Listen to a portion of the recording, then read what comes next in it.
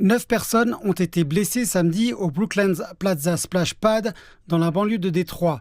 Parmi elles, 2 enfants dont l'un a reçu une balle dans la tête. Selon la police, le tireur a tiré 28 coups de feu. Une arme à feu Glock de 9 mm a été retrouvée sur les lieux.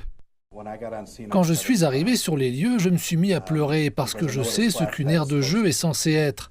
C'est censé être un endroit où les gens se rassemblent, où les familles se créent des souvenirs, où les gens s'amusent et profitent d'un samedi après-midi.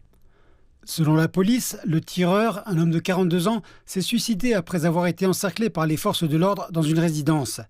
Ces fusillades surviennent quelques jours seulement après que la Cour suprême des États-Unis a invalidé l'interdiction des bump stocks, des accessoires qui permettent aux fusils semi-automatiques de tirer des centaines de cartouches en 1 minute. Je suis triste. Je suis tellement triste de constater que quelque chose qui relève du bon sens, de la législation sur les armes à feu, ne va pas dans le bon sens. Je suis triste qu'une mesure qui est bipartisane et sur laquelle notre pays peut se mettre d'accord ait été rejetée. Cela me semble absurde.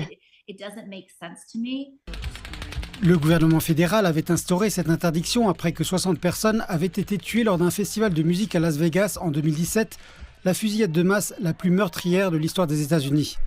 En annulant l'interdiction, la Cour suprême a déclaré que le ministère de la Justice avait outrepassé son autorité et que seul le Congrès pourrait rétablir la mesure, ce qui paraît hautement improbable dans le contexte politique polarisé actuel.